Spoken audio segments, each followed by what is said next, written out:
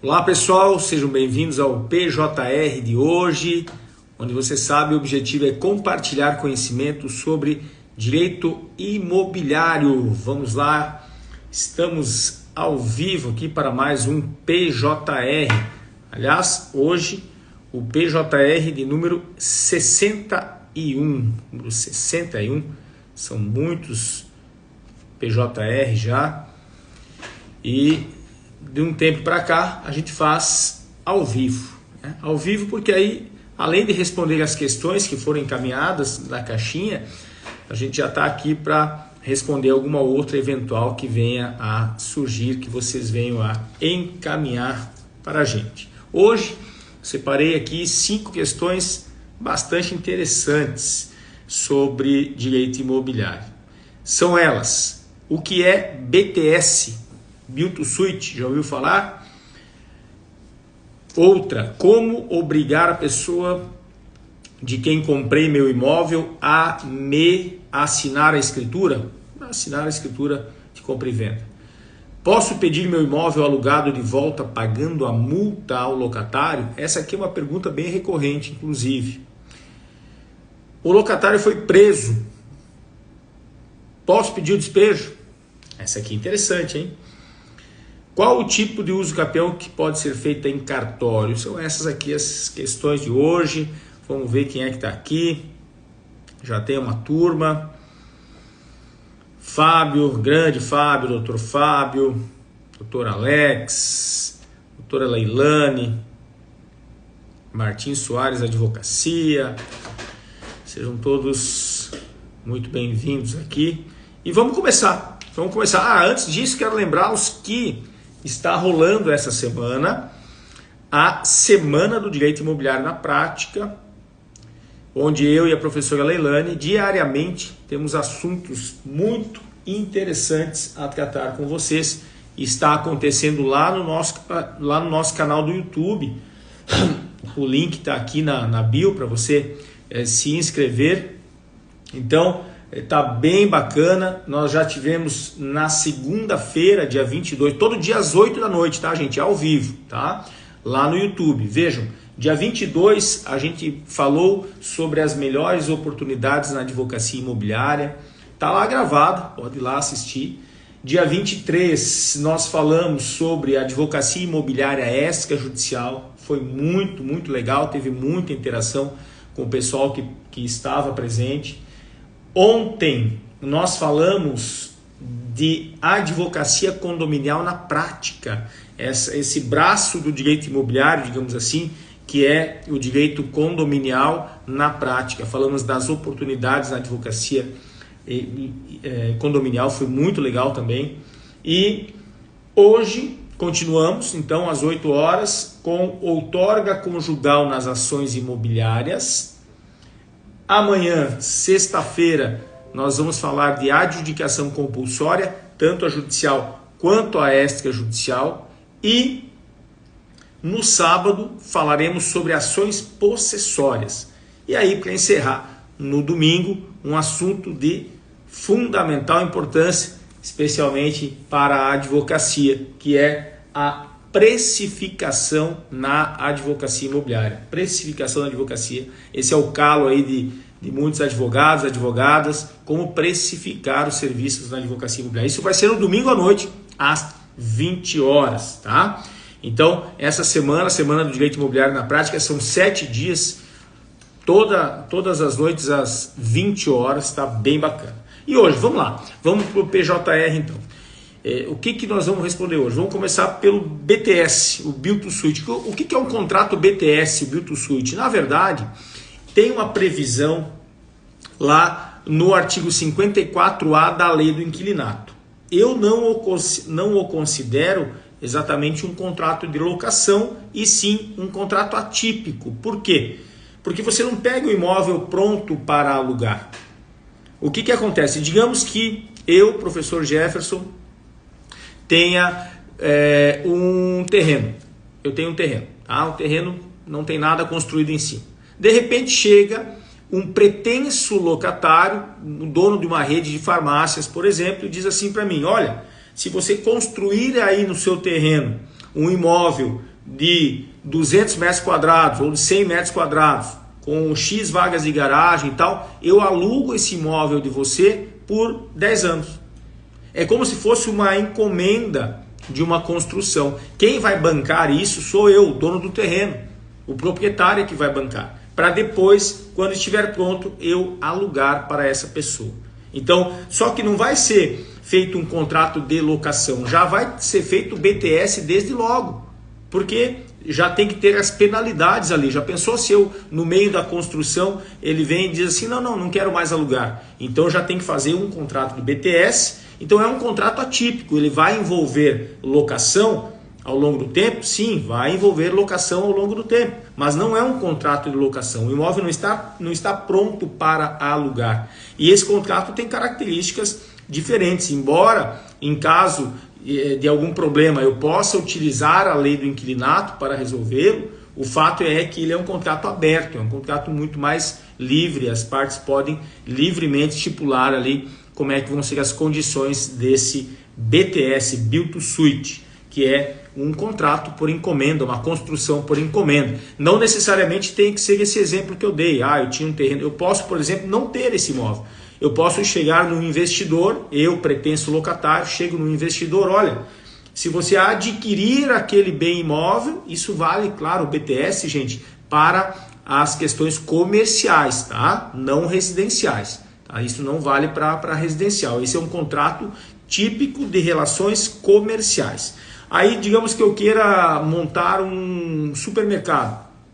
Eu chego para um investidor, alguém que tenha dinheiro, e digo o seguinte, olha, se você adquirir aquele determinado imóvel e adequar aquela construção lá existente, eu alugo de você esse imóvel pelo prazo de 5, 10, 15, 20 anos. Então vejam, não necessariamente tem aqui já ter a propriedade, pode ser adquirida. Olha o que diz o 54A, eu acho que eu tenho ele aqui.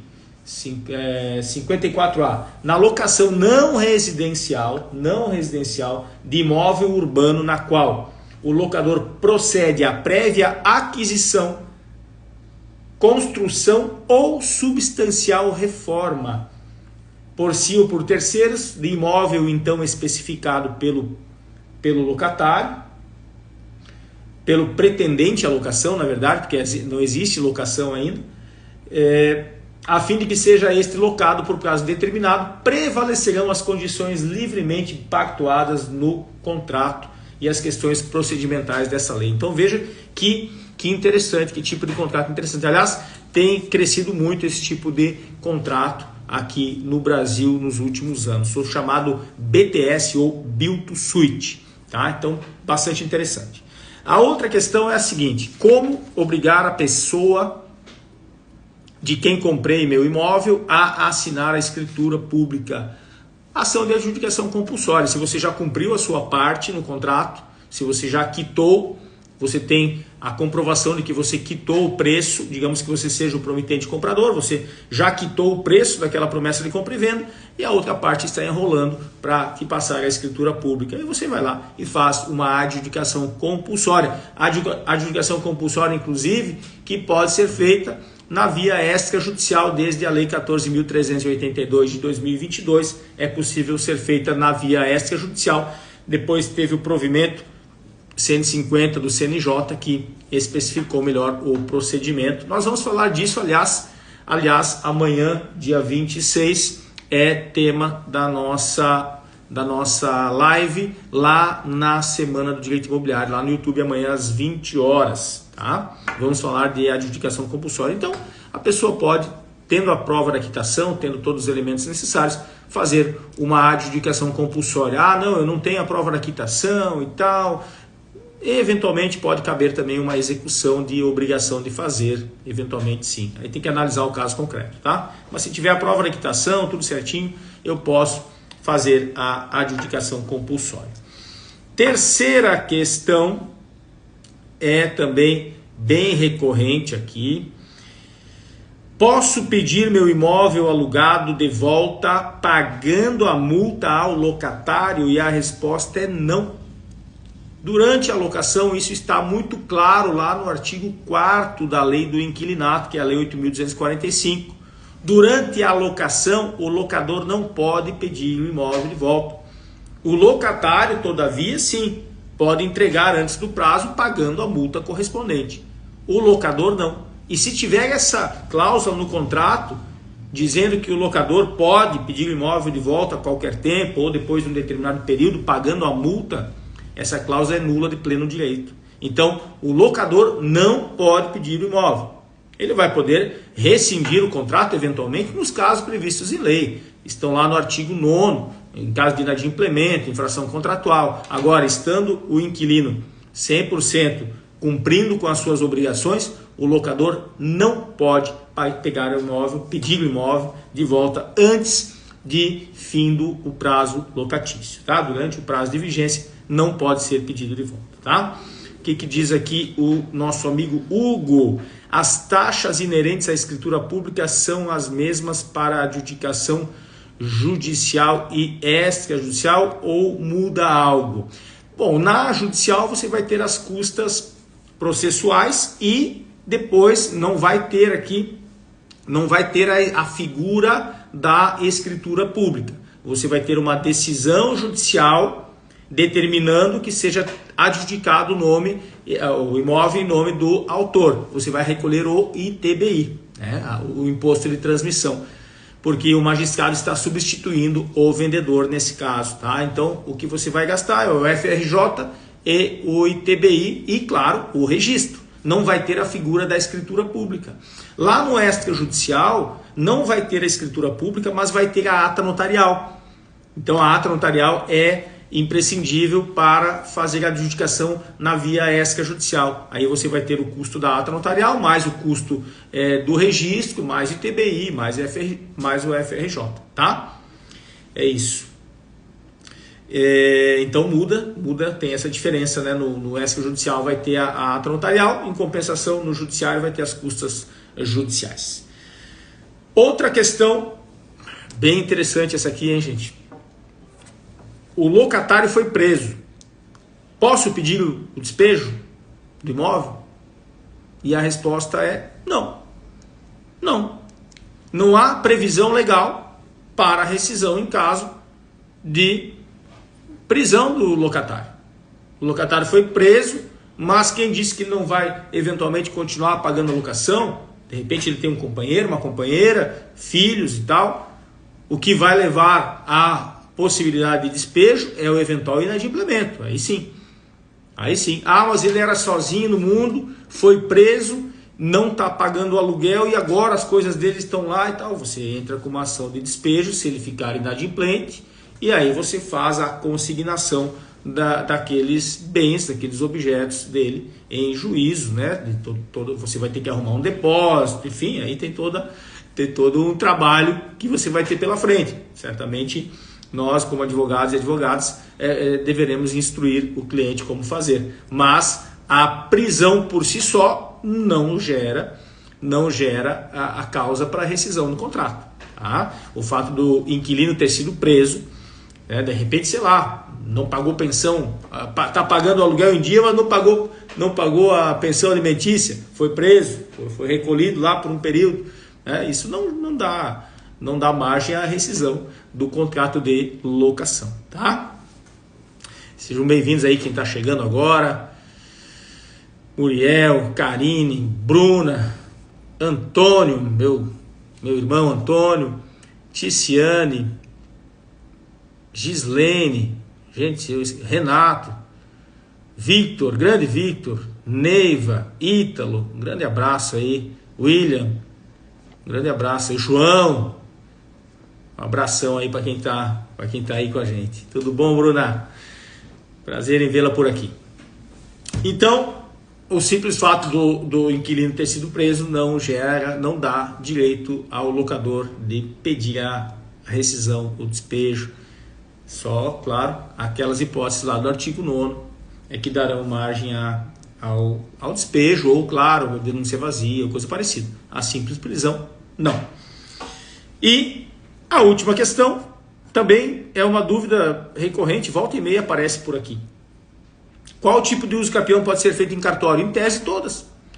O artigo 216A da Lei 6.015/73, ela não exclui nenhuma modalidade de uso capião da via extrajudicial. Nós temos lá o uso capião extraordinária do 1238 do Código Civil, nós temos a uso capião ordinária do 1242 do Código Civil, nós temos a uso capião especial rural do 1239 do Código Civil também, a especial urbana do 1240 do Código Civil, a especial urbana familiar 1240A, todas elas, em tese, podem ser feitas na via extrajudicial. Aí, claro, lá no 216A tem toda a sistemática, né? Se alguém impugnar, obviamente, né? Se alguém impugnar justificadamente aquele pedido de uso capião, aí será encaminhada para o Poder Judiciário. Mas, a princípio, não há problema nenhum. Qualquer uma das modalidades pode ser feita na via extrajudicial. Aliás, falamos de advocacia extrajudicial na terça-feira, lá na Semana do Direito Imobiliário, e a gente comentou que muitas vezes a gente tem um certo bloqueio, digamos assim, por fazer determinados procedimentos na via extrajudicial por conta da burocracia e tal, só que nada se compara à morosidade do judiciário. Então, mesmo com eventual burocracia, claro, o registrador de imóveis tem que se cercar de toda a segurança para praticar um ato. É por isso que às vezes é um pouco mais burocrático do que no judiciário. No judiciário nós temos o magistrado que vai dar um canetaço lá, e se a pessoa não estiver satisfeita, vai recorrer. Então, no extrajudicial é diferente. O registrador de imóveis tem aquela responsabilidade, então ele se cerca de mais segurança em alguns atos, tá? Às vezes de forma até exagerada, mas mesmo assim, mesmo com essa chamada burocracia, é claro que é mais vantajoso do que ir para o judiciário em razão da morosidade. A uso capião extrajudicial tem a segurança ao cliente no sentido de impedir futura impugnação. Não, as partes que vão ser citadas no judiciário são as que vão ser intimadas, notificadas no extrajudicial. Então não há diferença em relação à segurança. Isso não. Tanto pode ser impugnado na via judicial quanto na extrajudicial. Isso não muda nada. Se vai ter BO na judicial, vai ter BO na extrajudicial também, sem dúvida nenhuma, tá? Então não é isso, não é esse o fator. O fator é a questão realmente da celeridade, tá certo? Então, essas eram as questões de hoje do nosso PJR. Convido vocês novamente a participar da nossa Semana do Direito Imobiliário, que está rolando lá no YouTube. Os links estão por aqui no Instagram. E fiquem com a gente, que a gente tem muito conteúdo para compartilhar com vocês. Semana que vem tem mais, quinta-feira que vem novamente, na terça, na quarta eu abro a caixinha de perguntas, e na quinta que vem novamente teremos o nosso PJR. Beleza? Mais alguma questão? Se tiver mais alguma dúvida, manda aqui, a gente já responde. Caso contrário, vamos em frente e semana que vem estaremos juntos novamente. Vou deixar essa live aqui na salva aqui, tá? Beleza? Um grande abraço e até a próxima semana. Tchau, tchau. Sobre retificação, voltando aqui porque a Bruna pediu uma live sobre retificação. Interessante, hein? Interessante. Hoje até eu postei um vídeo no Instagram sobre retificação. Bem interessante. Vamos fazer sim. Vamos fazer. Quem sabe a gente faz na semana que vem. Uma live mesmo. Uma live semana que vem à noite. A semana está toda comprometida aí com a Semana do Direito Imobiliário na prática. Mas quem sabe semana que vem, eu vou até deixar anotado aqui. Quem sabe semana que vem a gente consegue, ou na semana que vem ou na próxima, a gente consegue fazer uma live sobre retificação de área ou de registro público. Beleza? Um abração, obrigado pela sugestão, Bruna, e um abraço para vocês e até a próxima.